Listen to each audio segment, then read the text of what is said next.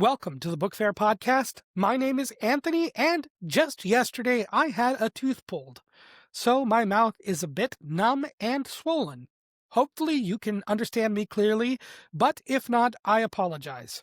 Coming up, we have an interview with author and illustrator Steph Littlebird. There's also an update to the ongoing battle between the Trump administration and the Institute of Museum and Library Services. And book bans continue despite pro-censorship groups losing elections. Let's get started with an interview with Steph Littlebird.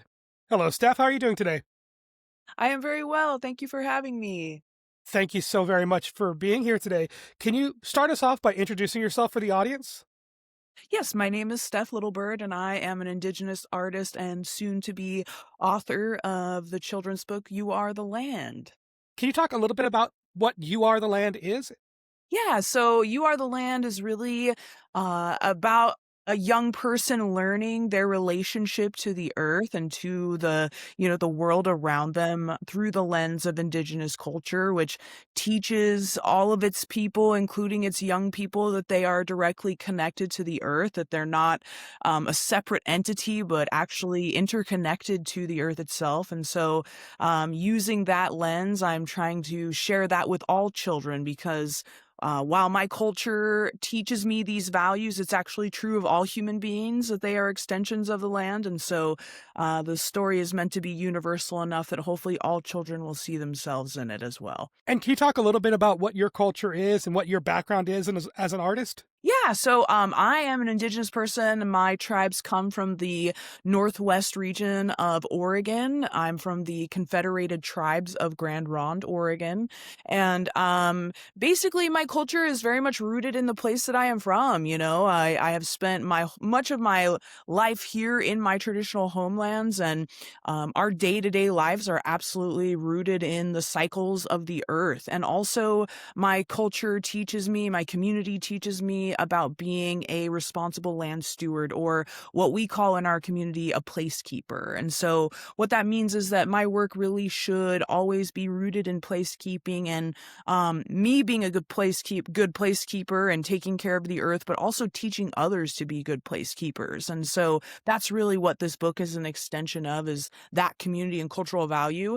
But I grew up, making art in a rural town. I was one of only, maybe a couple Indigenous people in this very small 500 people town, and art was a way for me to escape. And eventually I went to art school and went for painting and printmaking. But then after I got out of school, I picked up digital illustration, and that's sort of when the book world discovered my work, and I started doing children's books. So what was it like transitioning into digital illustration? Oh my gosh. Well, you know what? I went to school thinking, oh, I love analog. I'm so dedicated to my medium, but actually what I learned is that if I wanted to be a working artist and get my work into the world, I had to have a handle on as many mediums as possible, really. And so digital seemed like a great extension for my work because a lot of it was already sort of rooted in illustration, even though I was a painter. And so it translated visually really well. If you look at my paintings, you can see that stylistically translated. But it just means that I can make my work faster. It's a little bit, it's a lot easier to make a painting on a tablet than it is on a canvas. So. And so you talked a lot about having your roots and your culture. Was there any kind of clash internally with moving into a digital medium, or was that something that you were absolutely 100%, or not even 100%, but were you more willing to embrace it? Yeah, you know what? I really see myself as like a bridge between tradition and contemporarity, because a lot of people see natives as existing in the past, but we are here right now. And so for me to take my traditional styles and aesthetics of my tribes and incorporate them into the digital world is very much going into what is called Indigenous futurism. And so this idea of bringing my culture into the future is really tied into me sort of becoming more disciplined in the digital arts to like sort of buck this stereotype that a lot of people apply to native artists, that we only work in beads and leather, or it's got to have feathers hanging off of it. And so by me working in the digital realm but still also depicting authentic indigenous experience, I'm really rooted in indigenous futurism when I'm doing that, and that is absolutely intentional for sure. And you also mentioned that you were in a small town, one of very few indigenous people. Did that upbringing kind of help you into embracing this indigenous futurism? Yes, growing up in a town that didn't really have space for me, or really have places for me to connect with my culture like daily, was really just my family that taught me my cultural values, unless I was able to visit the reservation, which was about an hour and a half away from me. And so, it was like the community that I lived in as a young person did not really reflect that in the way that now, living in, the Portland area where there's tons of Native people, I am always connected to my community. And so, it really, it made me realize how different I was in some ways, but it also made me connect with all kinds of different people. And so, coming from a rural place where a lot of folks were conservative, even though I am not, I don't identify as conservative, I have a lot of people that I grew up around that I understand and know personally who are. And so that, I think, gives me the power to be a bit more. And you mentioned that you would visit the reservation, which was about an hour away. Can you talk a little bit about what the Confederated Tribes of Grand Ronde is? Yes, so the Confederation is a federal tribe, but it actually is it's like a conglomeration of over 30 different bands and tribes from around Oregon, Southwest Washington, and Northern California. And so a lot of tribes at the time that Oregon was colonized were essentially gathered from all along the Pacific Northwest coast and taken to my reservation in Grand Ronde, Oregon. And so, that is where our community is rooted, but it's not actually where my traditional homelands are, which is actually where I grew up. In that rural community was part of my tribe's actual homelands. And so the reservation is where a lot of our community and cultural events are held, even though most of the tribes that are from that confederation actually do not come from that territory itself. And so there is distance between me and my reservation in physical distance, but actually all of the people that come from that community are sort of spread throughout here in the region anyway. And so we're all really interconnected to each other, even if we're not on the res specifically. And you said that that land isn't the traditional homeland for all of these groups, and that you have all come together. That is something that is really beautiful about indigenous culture, about how through the history of this country, indigenous tribes have been moved forcibly and put into confined spaces. And we see groups like the Confederated Tribes of Grand Ronde grow out of these dark pasts. Can you talk a little bit about discovering that community as somebody that grew up outside of the reservation?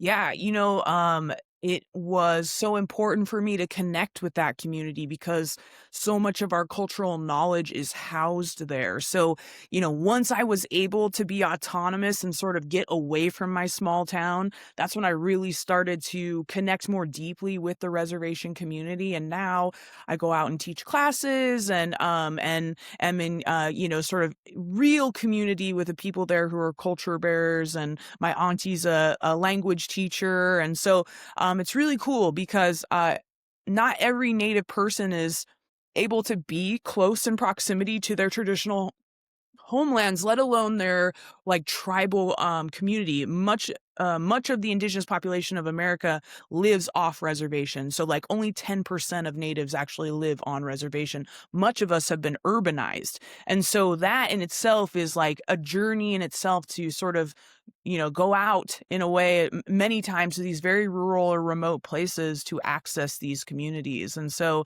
anyway, I'm much more connected now as an adult, which is cool because, growing up in the 90s, it just was not, it wasn't my capacity to bridge that gap was not as easy as it is now. And so, yeah, but Yeah, it's a home for many people who had to come together in order to survive a pretty violent colonization in Oregon, and so that community is really special because it is so many folks who came from all these different parts, and now we share this history. There are so many indigenous people who have been urbanized, and that connects really well to You Are the Land, which is all about teaching young people about their connections with culture, with history, with the earth. Can you talk a little bit about your process of creating this as this is your debut for writing, correct? Yes, I have written about arts and more of a editorial, critical lens, but never have I written a children's book before this. So this is my very first manuscript, and my agent was the one who told me, this work that you actually make for adults, which my social media presence is really how the publishing industry found me, but I wasn't making art for kids. I was making art for adults, and a lot of the art that I was making was related to this idea of you are the land, your body is an extension of the land. And my agent was like, this is really popular with adults, but I think that kids really need this message too. And so she challenged me to sort of translate this idea that I had been working in my own personal practice as an artist for many years, to sort of figure out how to translate it into a children's book. And so we did that. And then, Penguin was the one who bought the manuscript. And it was just like such a magical thing to have this story be well received, because it is like different to it's hard to explain to some folks this connection, because there aren't a lot of frameworks in American culture for this connection, but everyone feels it, and it doesn't matter what culture they come from. People feel a connection to the land, and so my hope is that this book sort of gives them more language for that feeling that a lot of us feel, but we just don't know how to articulate, because we come from a culture that really prioritizes, capitalism and whatever. And it's like, well, none of those things can exist without nature. And so we need to go back to that and connect to that root, which is part of all human experience. You had an agent that was able to see your work on social media. Was that also how you got to illustrate for the children's book, My Powerful Hair? Yes, that's actually how my work was discovered. And so I tell all artists, if you want to, have your work be seen, it needs to be on Instagram specifically. And that's because they've done surveys of people who hire creatives across a couple of different industries, and a lot of them are citing Instagram as a place where they identify new artists, and that just requires you to make it searchable, so using a couple appropriate hashtags to get found. But basically, I think I got found off of like a Indigenous artist hashtag, and they were like, your work would translate really well into children's books. Would you be interested in, illustrating this story, My Powerful Hair? And I was like, if you guys think that you think that my work would be good enough to be in a book, then like I'll try it, even though I've never done it before. And they were so supportive. That was with Abrams, and they were so amazing, and they really helped me get through my very first book and like learn how to tell stories through a visual narrative, which is quite different than just like painting a standalone painting or something, So it was a process, but they were so wonderful, and it really changed my life. So anyway, social media is a powerful place to just share your work and get discovered. It may not be the post that you make today. It's going to be them finding you in a hashtag a month from now. And I just got a book cover deal that I'm sure came from a recent illustration that I posted under book cover illustrator. So, it's like, you just have to put your work out there and you will eventually be found. As an artist, do you feel that you are a critic of your work first, or do you feel that you are putting something out there regardless of how you feel about it? Well, I mean, any work that I make, I'm gonna be honest, I feel probably pretty passionate about. Much of the work that I make is gonna be rooted in community, whether it be my Indigenous community or my community, my humanity community more broadly. So much of my work is really rooted in passion and care and intention. So it starts off that way. And but I'm a perfectionist in some ways, and that's usually in the like literal drawing process, but outside of that, like art is where I get to really be myself and really get to show who I am. And so that's why I do what I do, because it's really what I do best. And I love doing it. You put a lot of passion into it, and you're a perfectionist in those finer details. And when it came to working as an illustrator for a publisher, when you started getting editorial notes, how did you respond to those? Well, you know what? Going to art school prepared me really well, because they just make you sit through critiques constantly, where you're getting feedback whether you want it or not. And so I got used to hearing feedback about my work through art school. But then when you take on client stuff, you have to just learn to not be as precious about the things that you're drawing and think of them as like starting points for a conversation, because um it's a collaboration, right? It's not like me painting something that I'm going to keep in my house on my wall. It's a piece that's going to be shared with, hopefully thousands and thousands of people, right? So you want it to be the best it can be. And that comes through collaborative, process. And that comes through incorporation of feedback. Because sometimes as artists, like you might be too hard on yourself, but you also might like have blind spots for certain things that you do that, you like or whatever, but somebody else is like, oh, I can't quite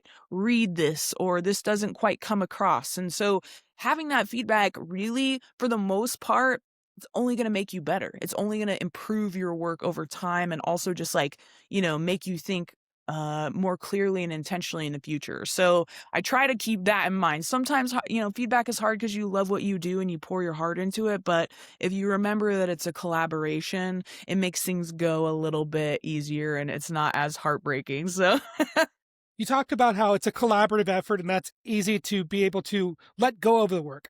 How did that change when it became your manuscript with You Are the Land? man, well, editing a manuscript with a publisher is very different than, sitting on my laptop in my room alone and hammering out words and picking them really preciously. And so that idea of things being precious, you have to you have to do your best. You have to put together what you want as your concept and bring it together as strongly as you can. But then again, your publisher, your editor, they're going to have feedback for you. And so I had to learn to take the feedback, but then also be like, you know what? I really love this part and I want to keep it. And so if there isn't like a real reason to change it, then like, let me keep it, So you have to learn when to advocate for yourself, but you also have to learn when, it's like, is this a hill I need to die on sort of thing? If they want to rearrange, a lot of the times it's like, let's put this word over here instead of here, And so you have to like, evaluate whether it's worth protesting it or not. So And the last question that I like to ask is the same question I give to all guests on the podcast. Steph, how do you see yourself and the work that you do as a writer or as an artist? I see myself as a community member always, and that the work that I'm doing is ultimately in service of the people I care about. And that's, like I said, my Indigenous community, but human community more broadly. I care so much for other people, which is why I love children's books. It's because I want to positively impact young people. I grew up in a world where Indigenous representation did not really exist except for like Western movies and stuff. So for me, it's like I have a responsibility to fill the gap of representation that I identified as a young artist, and really just keep carrying that on. And so that's really what I'm rooted in more than anything, is just creating authentic representation of my community and uplifting representation. Thank you. That was an interview with Steph Littlebird. Her debut children's book, You Are the Land, releases on February 24th. You can learn more about Steph and her work as an illustrator at stephlittlebird.com. Next, we'll be looking at new releases out this week, but first, if you like the work being done on the Book Fair podcast, there are a number of ways to show your support. First, you can like, comment, favorite, or subscribe wherever you are currently listening to help push the show out to new listeners. Second, you can follow the podcast on Blue Sky at BookFairPod or go to patreon.com/thebookfair. On Patreon, you can find episodes posted early as well as links to news sources used throughout the show.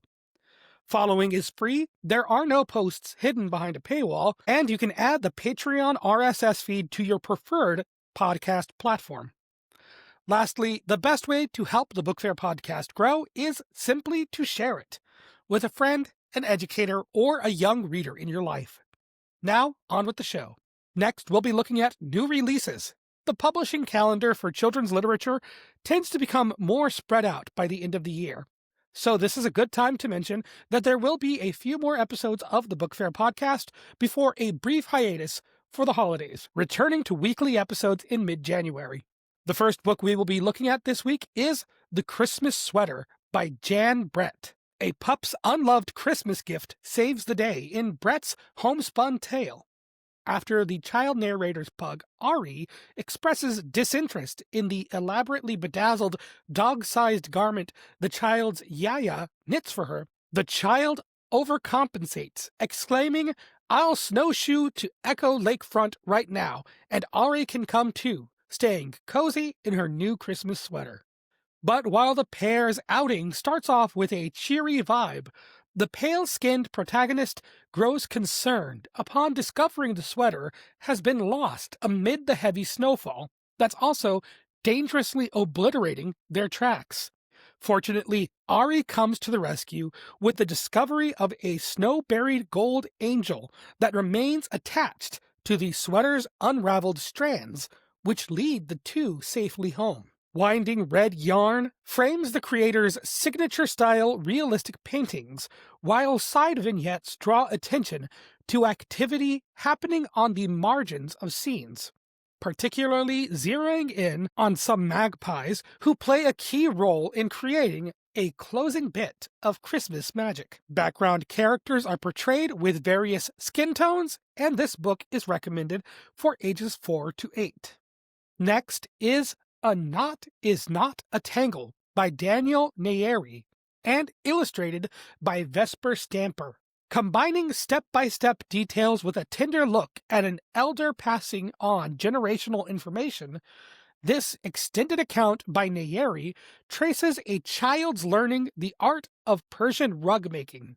The narrator and their grandma share breakfast on the fraying rug that she once made with her own grandmother. And now it's our turn.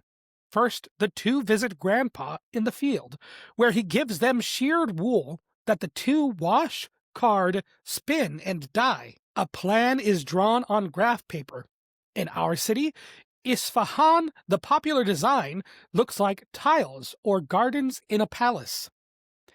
And work on the loom commences. While the youth insists on perfection, Grandma pulls out a knot halfway through, calling it the Persian flaw, and adding, "Nothing in this world is perfect, and nothing should pretend to be. Our job is only to make knots out of tangles." Though told in present tense, the narration has the feel of family lore, burnished by years of reflection. Greens, pinks, reds, and teals dominate intensely hued watercolors from illustrator Stamper, which place the family in a pastoral landscape. A concluding author's note offers more about the 2,500-year-old art. This book is recommended for ages 4 to 8. And the final release to highlight this week is The Snow Theater by Ryoji Arai, translated by David Boyd. With swirling colors woven through a snowy mountain setting, Arai crafts a surreal tale of guilt and redemption. After his father's treasured butterfly book is torn during a quarrel with a friend, a rosy-cheeked boy portrayed with goldenrod skin escapes outdoors on skis. Thinking about the incident, he falls into a gap in the snow, and there he finds a magical miniature theater where tiny snow people perform a circus-like spectacle. The performance, shown in radiant, streaming hues, crescendos with a dizzying song that seems to speak to themes of escape. Spin in circles, spinning high, Spin your way into the sky. As snow flurries escalate, the child has a vision of his friend amid fluttering butterflies, and his father's hand appears, pulling him out of the snow.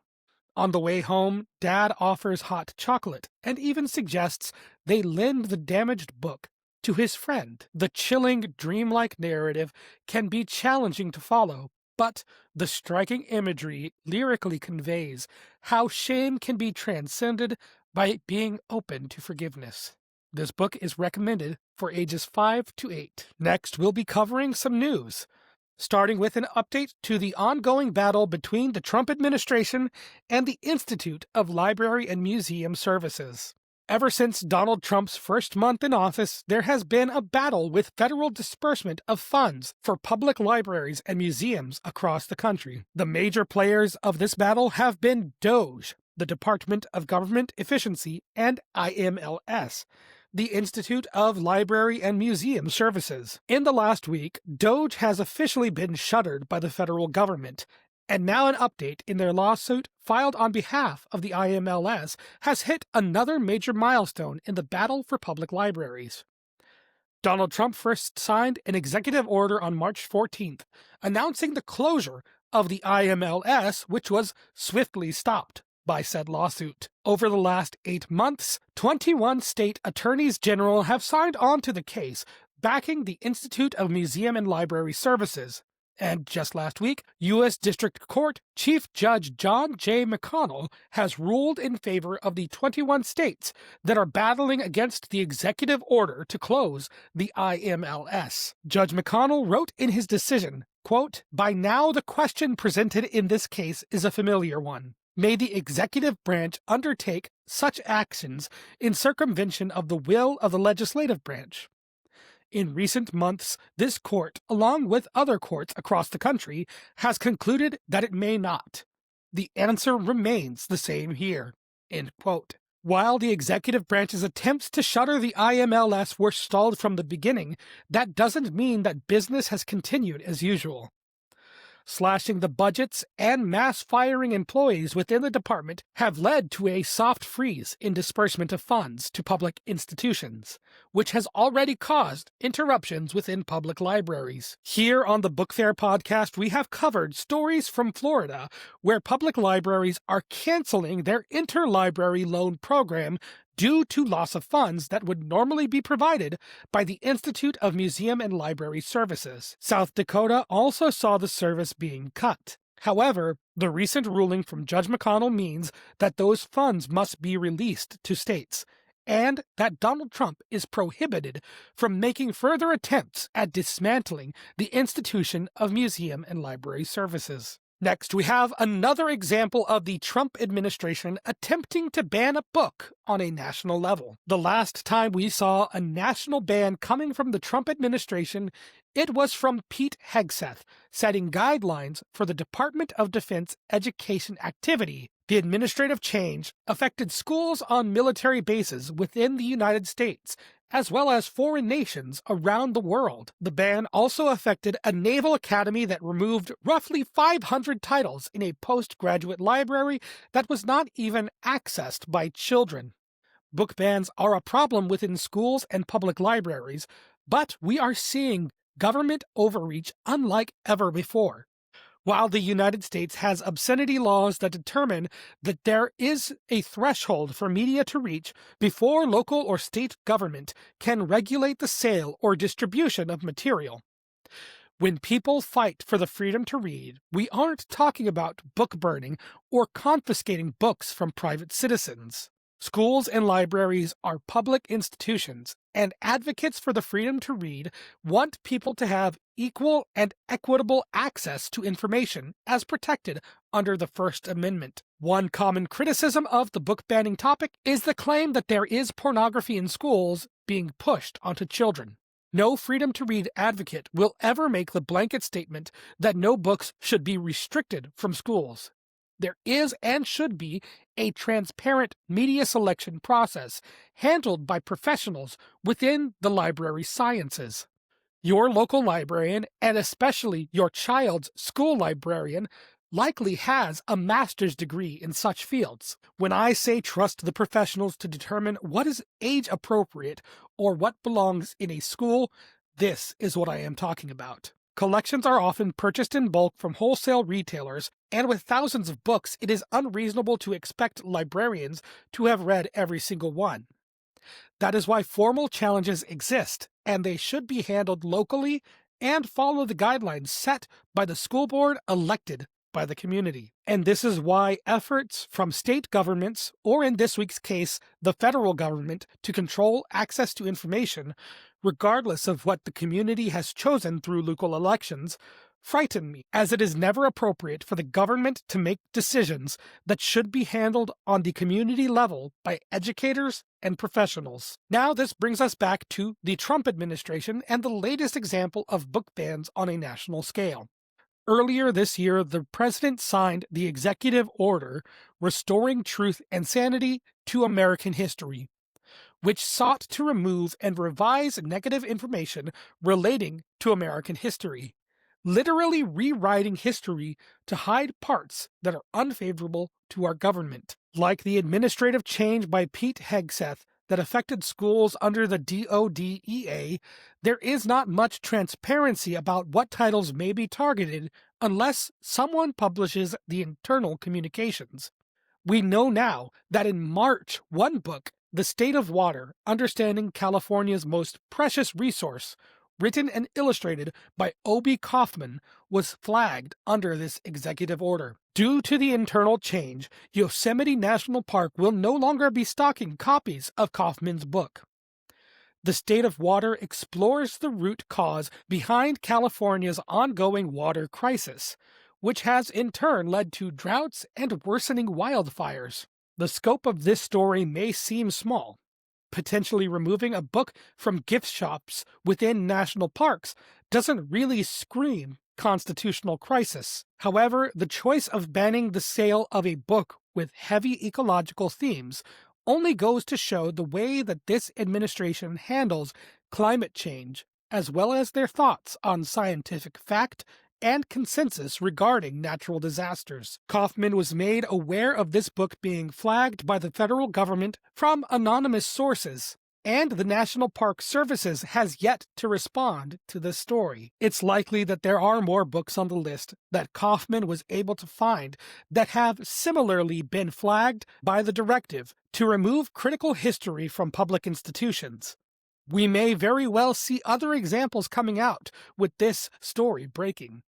I'll be watching closely for more stories of titles targeted by Trump's executive order, and if any other stories come up, I'll make sure to include them here on the Book Fair podcast in the future. Next, a local school board appeals the decision of the state on the subject of a book ban. A book ban decision was made in Harford County, Maryland, that was reversed by the Maryland State Board of Education. Flamer by Mike Curato, a story about a boy dealing with bullying, self-discovery, and his own sexuality, was recently challenged and removed from middle and high school libraries within the school district. The efforts to return Flamer back to school shelves was led by local advocacy group Together We Will, Harford County. Moms for Liberty members within Maryland called the book pornographic and inappropriate, and, to no one's surprise, is opposed to the decision made by the State Board of Education. And now the Harford County School Board is appealing the state's decision to return the book. Put more simply, re-banning the book in the school district. During an appeal, the decision typically remains until the court comes to a new decision, either upholding or reversing the previous outcome. For now, Flamer will continue to be available to students who wish to read it, while the appeal goes to Harford County Circuit Court. While the local judges could rule in favor of removal, the decision can be appealed multiple times, moving up courts all the way to the state and federal level. People in Maryland should follow along and support the educators and librarians as they fight for the freedom to read.